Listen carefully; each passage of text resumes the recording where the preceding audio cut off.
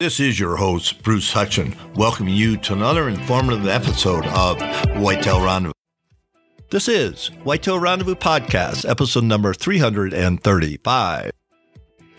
Welcome to another episode of Whitetail Rendezvous. On today's episode, we're going to visit with Dan Johnson. Dan's going to talk about a couple of things. One, run and gun techniques. Two, the use of an observation stand. Three, the first time in a stand is the best time. And he's going to unpack the techniques that you need to do when you spot a buck 100 yards away, 200 yards away in the morning or in the evening, and what you need to do to close the deal on that specific buck. Stay tuned. It's going to be a good one. It's never too early to think about food plots. Whitetail Rendezvous has an ebook for you. Just simply text 33444 food plot to get your copy. Welcome to another episode of Whitetail Rendezvous. Folks, you're in for a treat today. We're going to join Dan Johnson. Now, Dan is the host of Nine Finger Chronicles, and there's a story behind that. And Dan, I don't know if you're going to share the story or not, how you got that title, but let's get this thing started.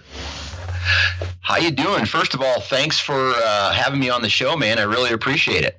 Well, you're welcome. Nine Finger Chronicles.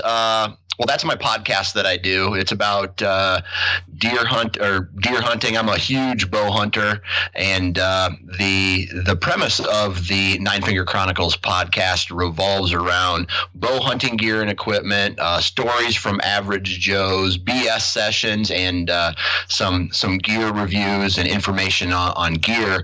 But the title of the podcast is pretty self-explanatory. I only have 9 fingers. I had my right index finger removed when I was living down in Atlanta, Georgia, working in a factory. And it got chopped off.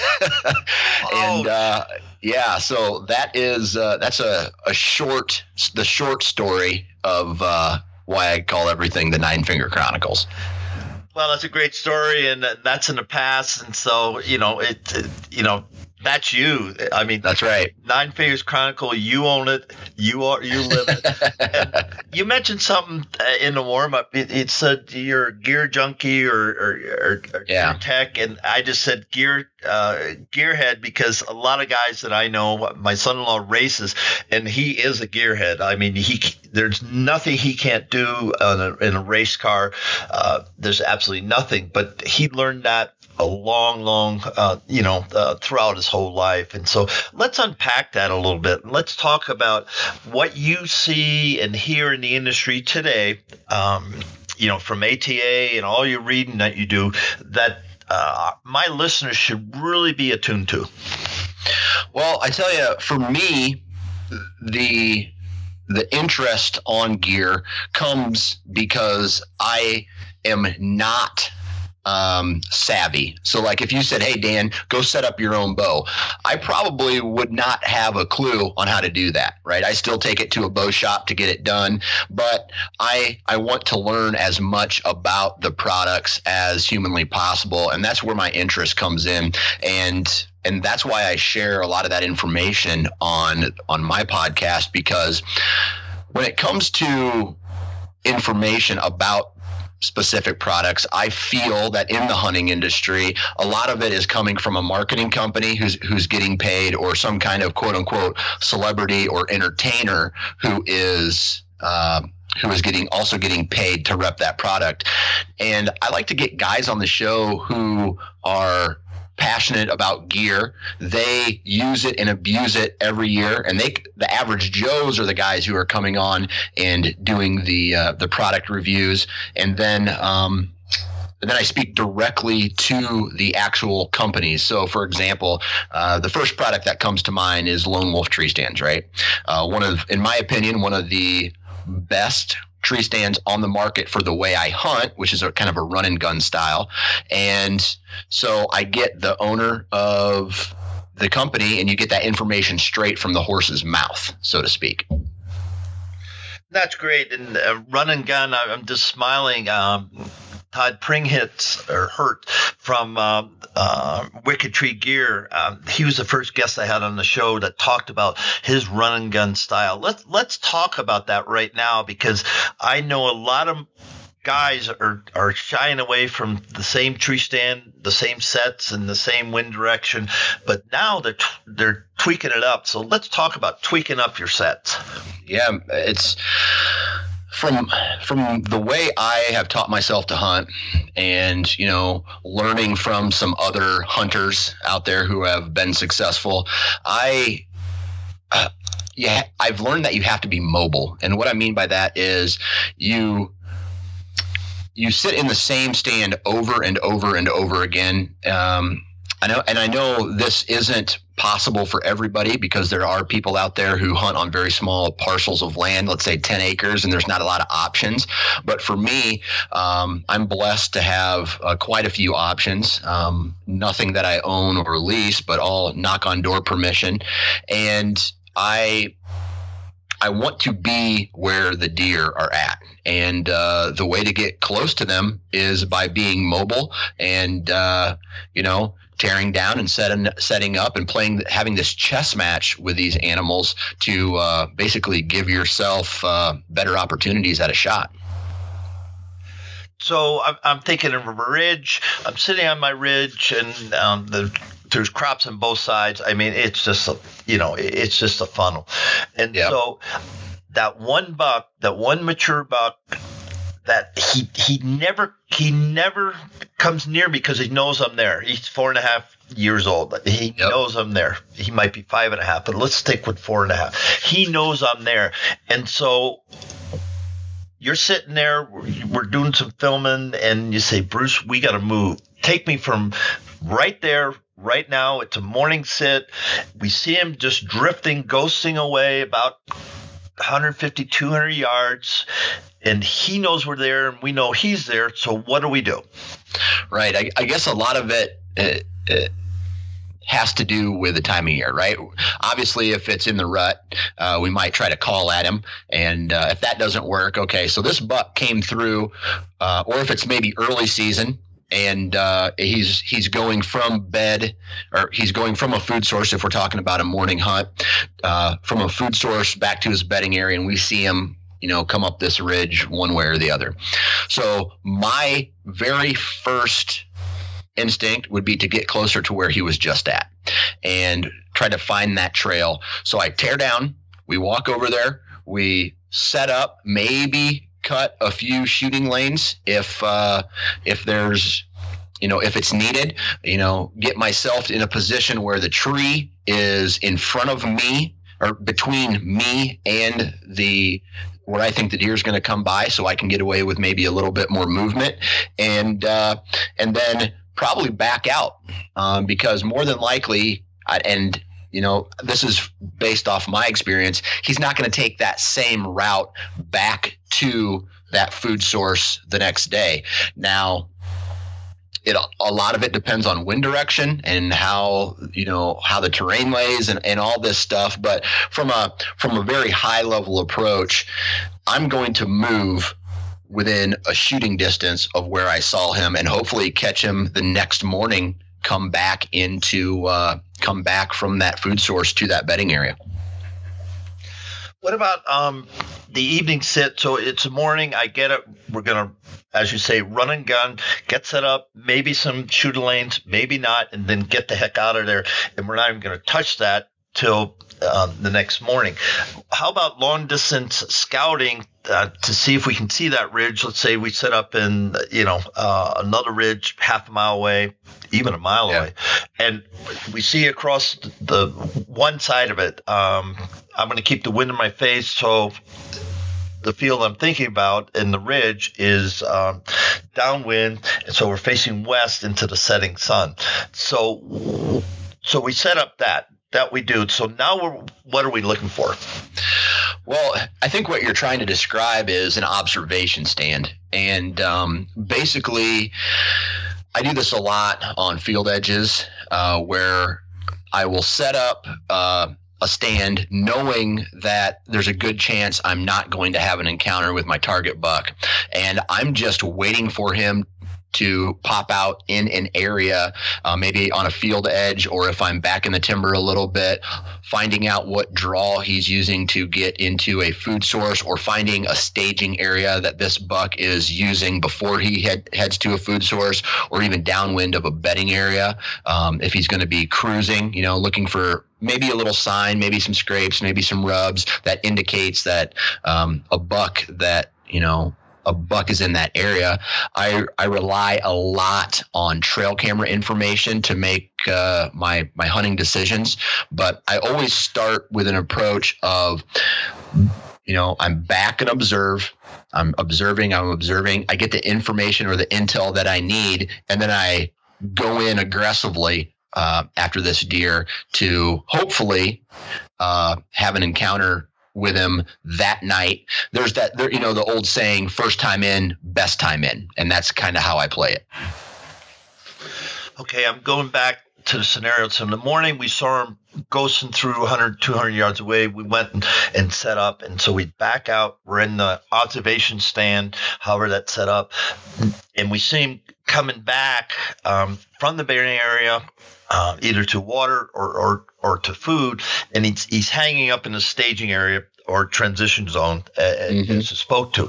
So what do I do now after I see him do those movements? What do I do to get on him the next evening? Because I've already got my morning stand set up. So how do I work that I want to be there the next evening if I miss him in the morning? Right. So I wouldn't even be in that timber that night. I would probably go hunt somewhere else. And hopefully that buck hasn't picked up a doe. Okay. So if we're trying to get this buck going back to that same food source, I'm probably going to be sitting on another trail going into that food source that has, number one, a good access route, and number two, good wind direction that I can potentially cut the trail coming in. And then, so there's typically in the scenarios that I hunt, I won't be able to even check out that where that stands at. However, going into the morning hunt, I probably wouldn't pay too much attention to that evening hunt because I don't want to potentially bump this deer. So I'll back out altogether. I won't even observe that timber because I've seen him here the previous day. So the next morning I'm going in to that stand that we set up, and hopefully get him. So listeners, I threw out a scenario and Dan, is sharing exactly what he did. So the morning stand, we got that down. So we're going to back out. We're not even going to do an observation stand. We're not even going to sit in the pickup a mile away with our heavy glass, with our spotting coats, just trying to see where he's moving. We're just backing out, and we're going to hunt that morning stand. That's our best shot. That's the ace in the hole. If the wind's right, we're going to sit that stand. Is that correct, Dan? Yep, similar to this, and I'll use the buck that I killed this year as an example. All right, so I got trail camera information saying that this buck was in the area. All right, I got a field edge picture of him. I had a good idea where this buck was either staging or where he was bedding, and kind of the area he was using to come to this field edge at night. So the very first night, I go and do a run and gun setup. It's an evening hunt over top of this transition period, or this transition area, and then the field edge as well. So I can kind of see this entire area. Now, that night, I saw a couple deer in the distance coming, but it was too late. So that night, or that next morning, the wind shifted, and I wanted to stay out of that area because my wind was going to be blowing in a poor direction between the food source and the bedding area. However, that next night, a front came through, and I was back in that same stand that I hung because I had a good wind direction again. So I didn't give up on that place. I just backed out for a morning hunt because the wind direction was wrong.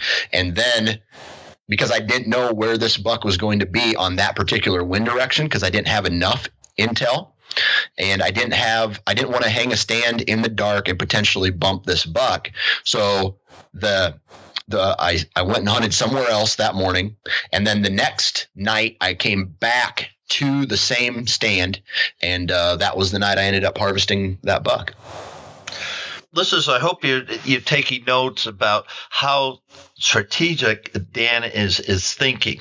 And if you're going to be a 365 hunter, if you're going to go after mule deer, just listen to what Dan says and take notes, because the key thing is, to me, you always hunt the front. Now, do you hunt the front end of the front or the back end or during the front? Well, I'm always, if we're talking about the rut, I'm in the stand no matter what. Okay. It doesn't matter what the weather is. If it's breeding season, you have to be in the tree stand, right?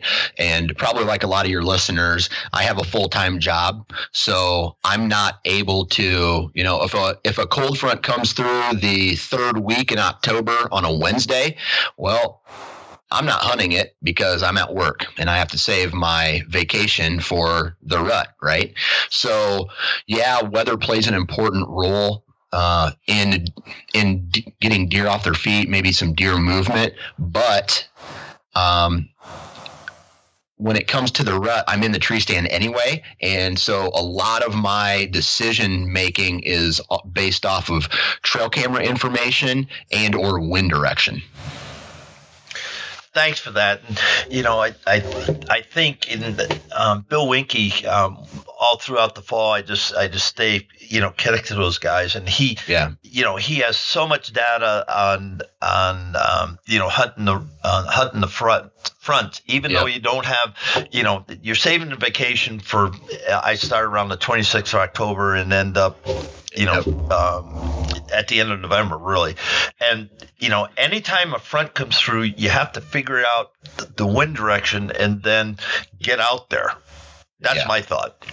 Yeah. Yep. I mean, obviously that could definitely get some deer on their feet early if a front comes through and they're going to try to find that the food source that they feel the most comfortable with. For me, like I said, if I'm going to be hunting, I'm hunting already. So the weather really doesn't matter to me, unless I'm going to, like I said, take an extra vacation day on a Wednesday in the middle of the week that is, say, well, I got a deer on camera.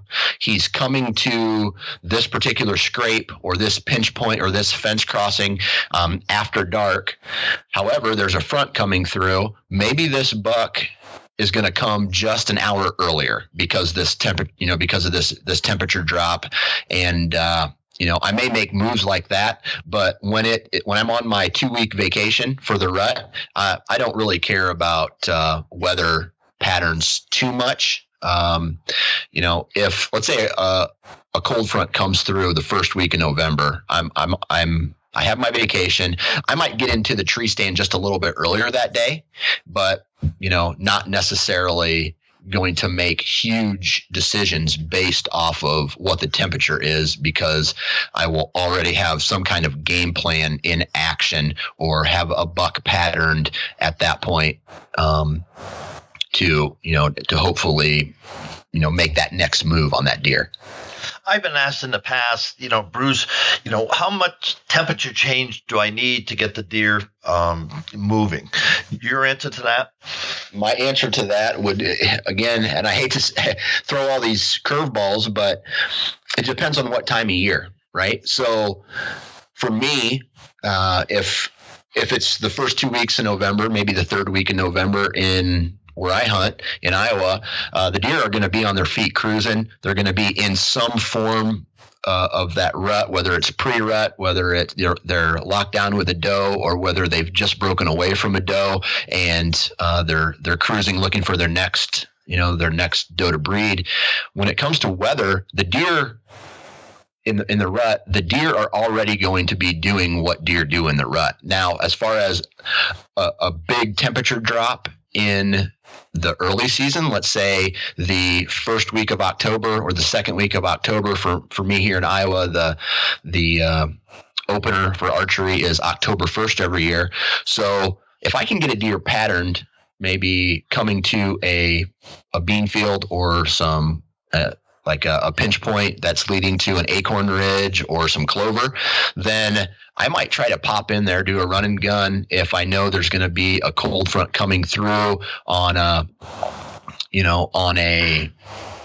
Wednesday, right? I go in there, I'm looking for probably somewhere between, if you're looking for specifics, probably somewhere around a 15 to 20 degree temperature drop. That can really shake things up. However, I just don't feel that some of these big mature bucks really care too much, even if there's a big temperature drop in that early season before the does are ready to breed. Let's talk about moon phases. Everybody, there's a lot of information. Let's just leave it at that about moon phases and how the rut gets triggered, and the running moon, and just it doesn't end. I mean, it really doesn't end. And from your point of view, how important is the moon phase? I don't base any of my decision making on the moon phase.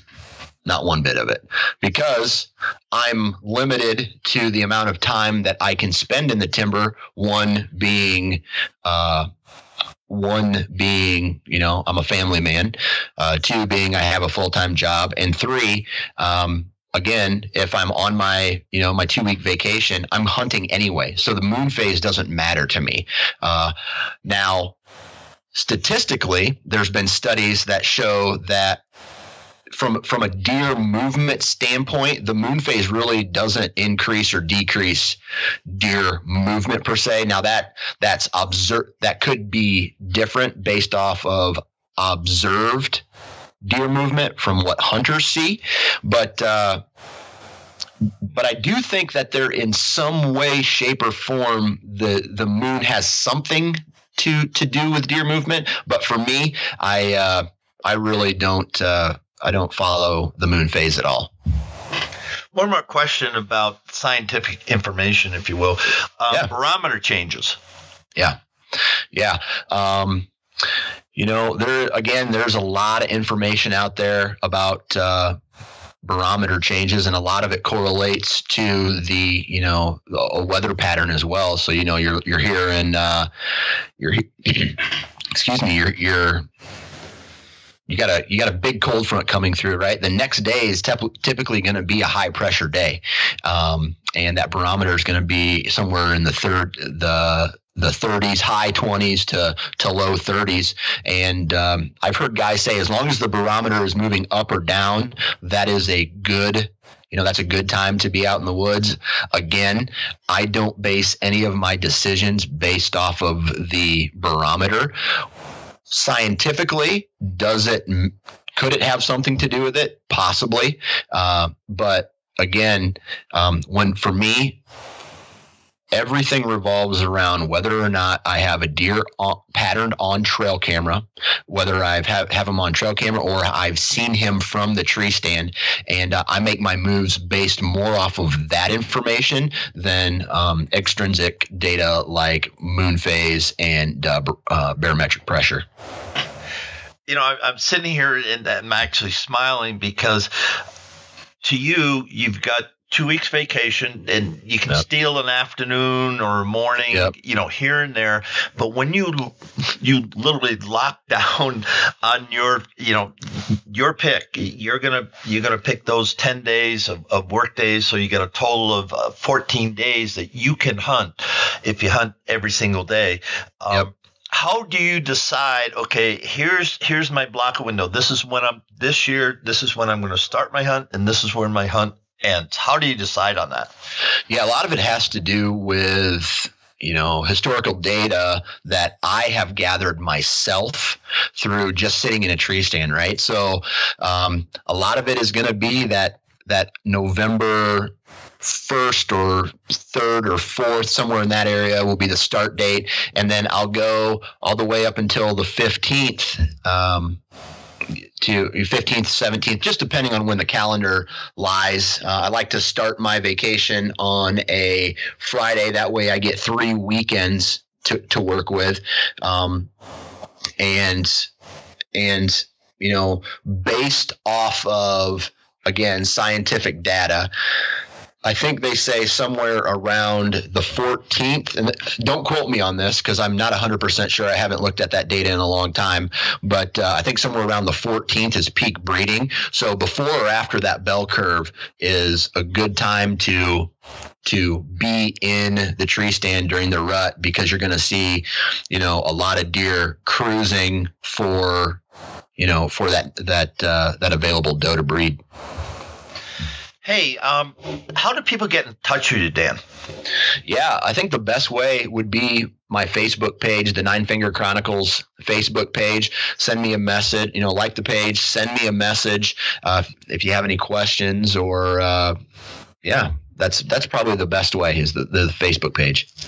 Hey, thanks for that. And hey, I want to give a shout out to Whitetail Stalker. They're our social media partner.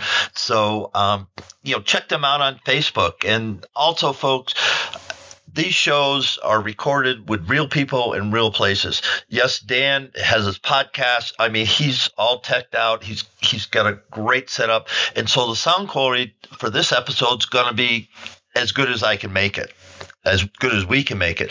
But that isn't always the case. And so, give me some space on that if you would. Hey, Dan, when we talk about, we talked about gear, we're talking about running, gunning on whitetails. When did you start running and gunning technique? Oh, man, probably ever since I got a hold of a hang-on tree stand. I first started hunting with a bow when I was like 12 or 14 years old, didn't take it too seriously. And then about 2006, when I was done with college, that is when I was done with college. I took a job in Alabama, actually. I lost my finger. I came back to Iowa, and I got my first lone wolf tree stand with sticks, and I sat in the ladder stand a couple times. After that, I kept having an encounter with a couple big bucks, but they were all down the ridge. They were coming down the ridge from me. And so I got a hold of my first hang-on tree stand and sticks, and I dropped down there. I had an encounter with that buck, and I never was able to actually kill that deer, but I had an encounter with him, and that kind of sparked something in my head, and it was just like, man, you got to be mobile. And ever since then, that's how I've been living. And thanks for that. And everybody has different techniques, but what I like to bring out in this show, Dan's successful doing what he's doing, hunting whitetails. And so mix it up. But think about it. We're in February, March. You probably hear the show late February. Think about your strategies and think about becoming a 365 whitetail hunter. It isn't just you pick up your bow in July, shoot some arrows. You got your tree stand that's been there for 10 years, and you got 4 of them to hunt different wind segments, and you got 1 food plot or 2 food plots. Change it up. And what I would say is, don't even, as soon as the season starts, don't sit your stand. Go and observe. Get a half mile away, get a quarter mile away, and see what changes has happened on your land. And you might be surprised what you'd find out. Your thoughts on that, Dan? Yeah, I think, you bring up some good points there. I know that for me, everybody tells me, I've been hunting the stand for 10 years. I'm like, okay, that's the first problem. What have you done to improve your odds on encountering the deer? Have you, the deer that you really want to hunt? A, is that deer even on your property? B, have you moved that tree stand? Because I'll be honest, I hunt on a couple properties where I share that property with a hunter who he goes to the same exact tree stand that he's had up there for 20 years, and that's where he hunts. And he's been successful in those spots a couple times every year. And it was kind of eye-opening for me, because I go, hey, man, I thought I would share some trail camera pictures with him. And he's like, I've never seen that buck in my life. And I'd seen this buck several times, not only on trail camera, but from the tree stand as well. And this buck was flanking that tree stand on a lower part where that he could cross through the property without this hunter ever seeing him, because this deer was educated on where this tree stand was and that this guy only sat in one tree stand. So being able to move and intercept them where they are where they're at is a very good tactic. So, folks, especially I hunt a farm, Wisconsin. I have a rifle stand that I'm pretty lucky out of. And before the farm I'm hunting now, I had one stand. I never spent more than a morning, evening, and a morning of the open gun season and not shot my buck. Period. Yep. Because they had to come through there. There was no other place to go, and they had to come through there. But I only hunted it in 365 days. I hunted it morning, evening, and I would sit out. So I'm sitting it all day on Saturday, and then if I had to, Sunday morning. So that's it, and then I'm out of there, and nobody set my stand. I mean, not in archery, not in anything, because it wasn't a good archery stand. It was a killer, obviously, gun stand. But so I had 3 sits in a whole year in that stand. But guess what? It paid off. Yeah. Yep. And again, a lot of the stuff that I've been talking about today is based off of archery. You obviously have to be close to kill them. And again, going back to that first time in, best time in motto, where you move in on them. And more than likely, I shouldn't say more than likely, through my experience, the first time into those spots relative to how much land you have to hunt is the best time in to have encounters with deer. Let's talk about gear right now, and then just for a couple of minutes. And I can't believe it. I'm looking at my counter. I'm going, no way. We're almost up to the soft stop, and that means we've had a good show. So just talk about your gear and tell people what you put on your back and when you're running and gunning. Right. So, man, and it doesn't necessarily have to be this, but this is what I use, because there's tons of other options out there for a hang on. But in my opinion, one of the best products out there is a lone wolf. There's also the XOP, or Extreme Outdoor Products tree stand, which is similar to a lone wolf, and the lone wolf sticks. And that gets me. So the lone wolf tree stand and 4 sticks pretty much gets me anywhere I need to go. Crooked trees, whatnot. That's from a tree stand setup. And other than that, maybe a saw in your pack to cut a couple shooting lanes if you are doing a run and gun setup. And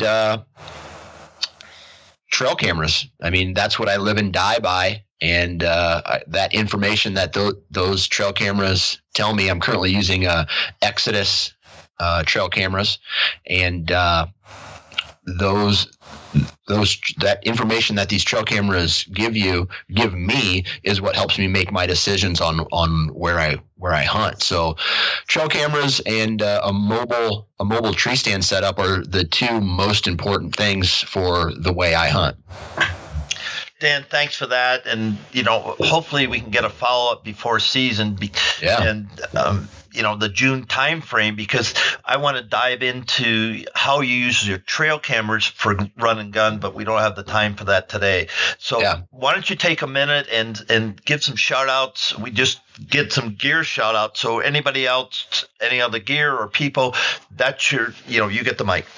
Yeah. Well, first off, thanks for having me on the show, man. I really appreciate it. Again, shout out my podcast, Nine Finger Chronicles podcast. Check it out. Also, I'm the co-host with Mark Kenyon on the Wired to Hunt podcast. We put one of those out every week. Another great place for, deer and bow hunting fanatics to get some information. And then the last the last thing, I guess, from a gear standpoint that I'd like to inform people of is if you're like really serious about trail cameras and gathering trail camera information, check out a company called deerlab.com, and I'll let you do the research from there. Thanks for saying that, because very early on, and I think it's Jonathan, I can't remember his last name, but he was on the show from Deer Lab down in Florida. And, folks, here's a shout out for him, is that moon phase, time of day, weather conditions, precipitation, you name it, he can layer all that in on top of your photos. And he has proprietary information to do that. So you get a story with every single trail cam photo. Yep. And then you can use that information to hopefully forecast deer movement for previous years and maybe get a jump on a buck if he's been gone for a month and then he comes back every year on October 17th, let's say. And then maybe based off that information, you can maybe be in the tree stand that next year on October 17th and have an encounter with him. And folks, what Dan said right now is 365 hunter and planning and journaling. And so that buck, the only time I saw him on my farm was on October 17th. Other than that, he's a ghost. Think about that. Yeah. So on behalf of Whitetail Rendezvous listeners across North America, Dan, Jonathan, this has been a blast. I mean, I got sheet and a half full of notes, and that means, and plus the time's flown by. So, sir, thank you so much for being the guest on Whitetail Rendezvous.